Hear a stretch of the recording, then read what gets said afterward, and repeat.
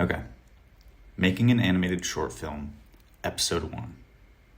I'm assuming you don't know who I am, so my name is Adam Tatunji. I am a senior 3D animator.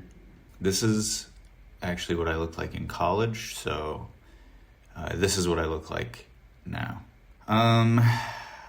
Animation runs in my blood and veins and mind and soul.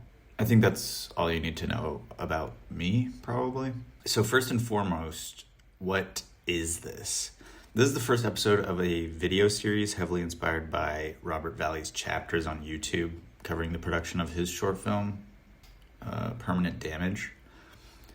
I don't think Robert Valley needs a shout out from me, obviously, but if you aren't familiar, he has worked on Love, Death, and Robots, Apex Legends. He's worked with Gorillaz.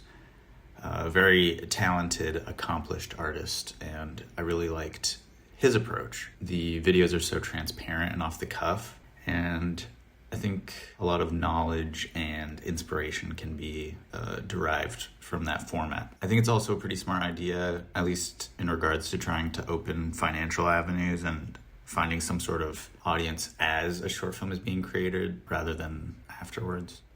So since I've been working on my short film, I figured now would be as good a time as any to talk about it.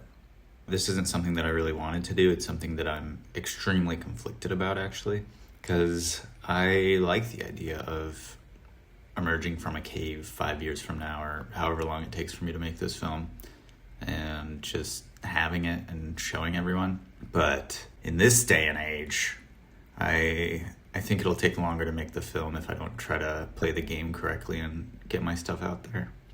I guess there's also the argument or the issue of losing motivation after sharing works in progress. Just kind of like a psychological thing that tends to happen. And then the film never gets finished, maybe. But I think I can avoid that. Probably. Maybe. That being said, I think this first episode is what is the film and what do I have so far? Because I'm not starting from scratch. I've been working on this film for, I think from when I had the idea to right now, it's maybe around 3 years. But in regards to when I actually started putting time into it, maybe we're getting close to the 2-year mark. The original idea was a nature documentary, a mockumentary, that followed nightlife, party lifestyle, and, kind of like How To with John Wilson. But a mockumentary about that. And at some point, my friend and colleague, David Gelfand, shout out, made a suggestion. What if an alien is kind of following this story? Like he's making the documentary, or the documentary is about him exploring human nightlife. And I kind of took and stole and consumed that idea. And I just started putting things down on paper, exploring what I like. I want to make people feel something, but most of all, as it's evolved, it's become more of something for myself rather than something for other people to enjoy. But obviously I'd be lying if I didn't say I can't wait for people to see it and hear what they think. I want to make people feel something. I want it to be pretty. I want it to be fun. What else do I want it to be? Cool, funny. Anyways, the film is called I Want to Go Home. So here's some of the character design, mood board inspirations. You can see Intergalactic, a lot of Alberto Mielgo work, TMNT, Mutant Mayhem, Spider-Verse, Arcane, some paintings and other things I just found interesting online. And honestly, it's changed kind of a lot since I put this together, where a lot of this is really plainer stuff, and it's evolved to be more like, just be a bit more soft, kind of like a cotton ball, at least for the characters, right? This pastel drawing or felt, like this softness to the characters. But I do plan to implement some of these design traits. They're just not as accentuated anymore. And you can see this coming through a little bit clearer here with the character visual development, where we have these soft, very soft characters painterly. I just like the edges being kind of rough and dirty. And apparently I want it to be artistic. That's a hot take. Artistic character visual development? What the hell? Now we have the background characters of the film, or how I'm planning to approach them. I personally don't have the time, budget, or patience even to design every single character in a downtown environment.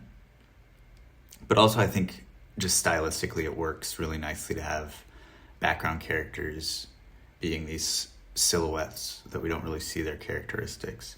I mean, I'm playing with that idea. I'm not going to get too deep into it, but maybe we'll see their characteristics as they get closer to the camera or make eye contact with the camera. Kind of like this film called Stand Up. Any of the links, or if I mention anyone, they should end up in the description. So if you're curious about any of the artists or media I mention,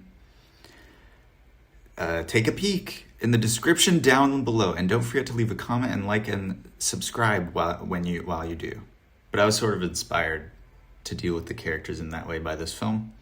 Or it gave me the idea, rather, of having this sea of silhouettes that each individual doesn't really stand out until they're making eye contact with the camera. I mean, it's a really fun and I think good idea. I'm just not sure what the practicality of it is. This video might as well be sponsored by Massive Swerve, because now there's more Robert Valley stuff, but I just really like how he got these silhouettes to look, and these party scenes. They look so chaotic and the characters are so abstracted. And I mean, I don't think the final film is finished. I'm pretty sure it's not. So I don't know how they would look in the final film, but I do like how they look in this thumbnail and want to pull from that. This is a test, kind of like R&D, viz dev stuff done by, I'm realizing I've never said his name out loud, so I'm just gonna call him Remy. Shout out Remy. I'll ask him if he minds, and if he doesn't, I'll just throw in some of the progress videos he sent me while he was exploring these, because I think that they're super, super cool. Yeah, he's a beast. That kind of segues me into the fact that I'm a Maya animator, and I envision myself animating most of the shots in the film. The issue with that is that if I did it all in Blender, which is much more stylistically friendly, I wouldn't be as quick as I am in Maya. I have learned how to animate in Blender. I'm just so much faster in Maya. And I'm just trying to stick to what I know where I can and expand in areas where I also can. So these silhouettes are in Blender. And there's going to be a lot of moving between programs and comping and render layers. But we don't have to worry about that yet.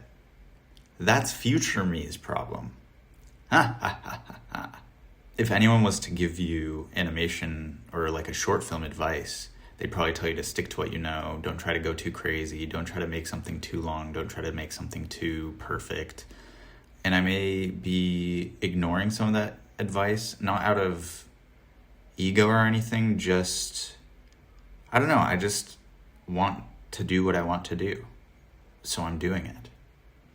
I guess this is also highlighting how non-linear, at least I'm working, but I do think that the animation pipeline is quite non-linear, where, you know, you can kind of put it on a timeline and say, yeah, I'm going to start with the script and storyboards and animatic and modeling and rigging and texturing, and then layouts and blocking and polish, and then lighting and comp. But it really doesn't work out like that a lot of the time, because there's a lot of iteration and you can kind of start on future steps while you're in the past. So right now I have some character designs that are fully finalized. So my plan is to get them modeled and rigged, but, you know, I guess that's a perfect segue into the fact that the script is not final yet. It's not final yet. You might be thinking, why am I spending time making this YouTube video if the script isn't final? Shouldn't you just work on that instead? And I don't remember asking for your opinion. That's actually kind of like a very rude question of you to ask. For that, you have to you have to like and subscribe and comment sorry. I've done 3 real full versions of the script, and the 3rd version is close. I'm working on the 4th right now, I guess. So the 4th version is close, but it's not quite there.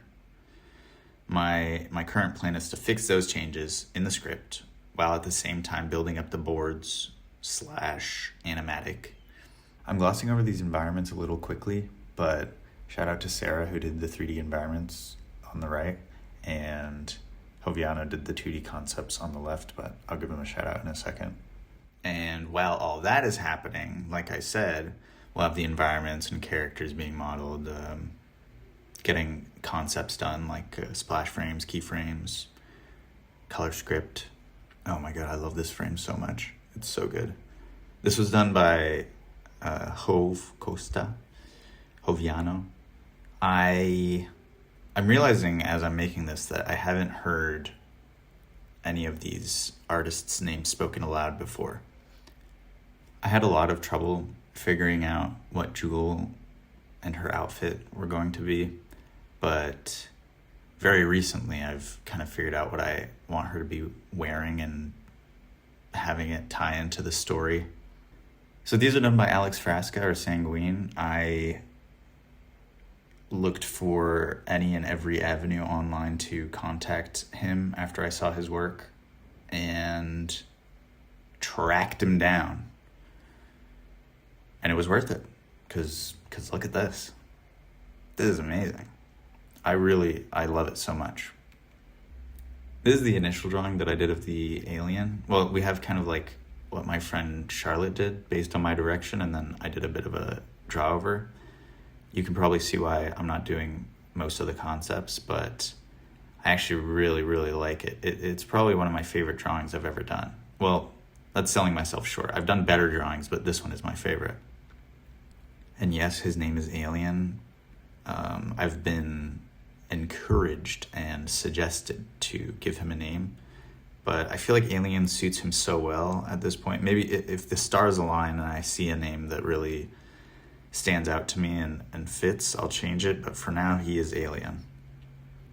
And Alex was able to take that alien design and really run with it and give me this freak that I love. I love how weird he looks.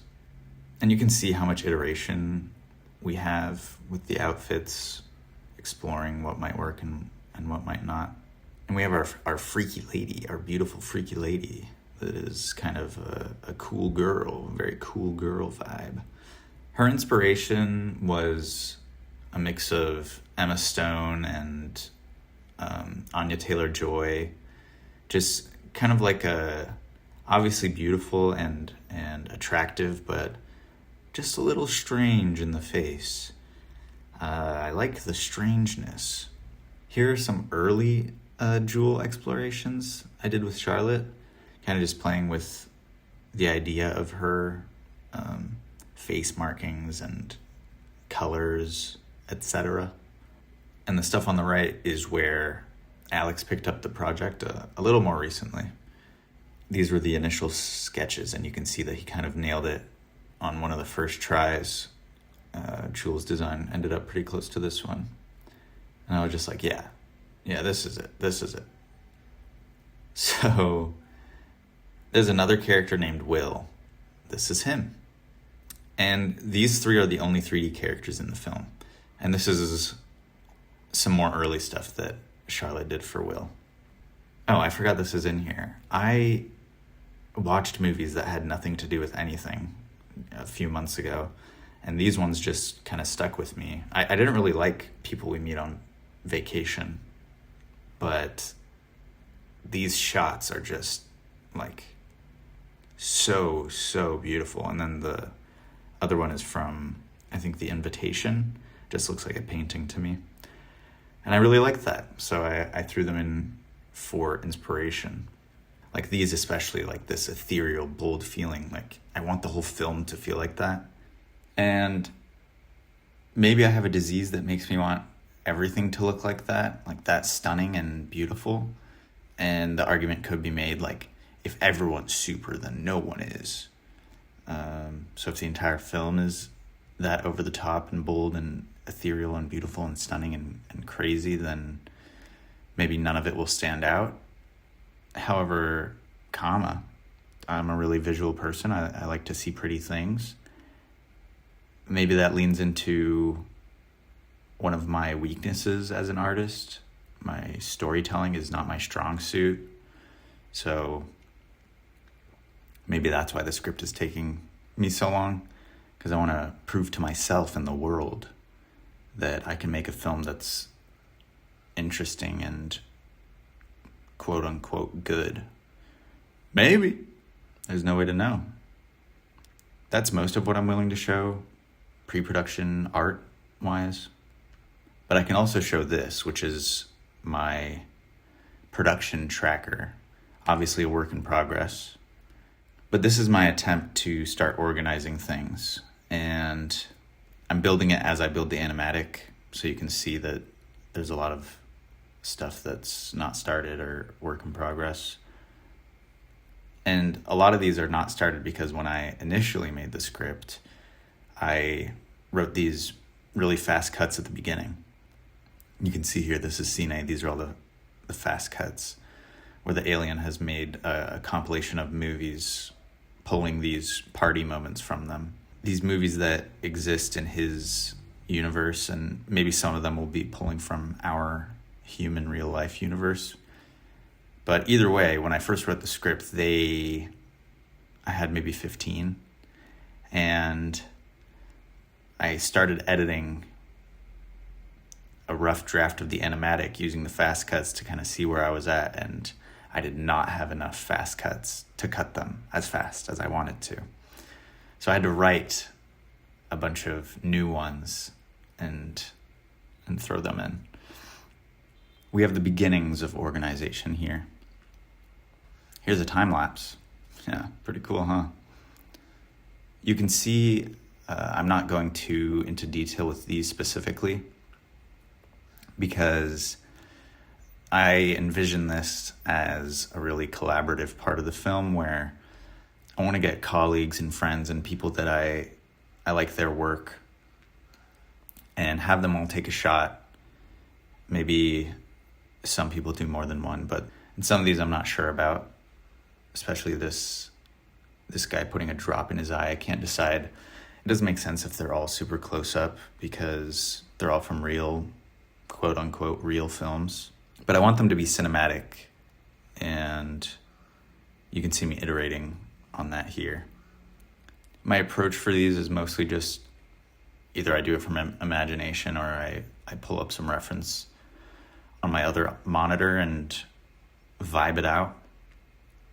You can also see that some of these look a little different than the rest, and that's because I started doing the animatic in Blender using their storyboard workflow, but I did not really vibe with that. So I moved on to what I'm doing now, which I think feels a lot better for me. We'll see how these work out. I have my working script, which I don't really want to leak. It's currently around 18 pages long, and I did a read through the other day to get a vibe of how long it's going to be. And I think it's sitting around 13 minutes, which is really quite long. Maybe I can get it under 10. That would be nice. But we'll see. I think it's nicely condensed how it is, but there's always room to cut things. Maybe the goal is that this will be helpful to some people, or at least interesting. And maybe some people can laugh at my misery as the production continues. But this is where the film's at. I guess the last thing that I have is the actual animatic edit that I've been building.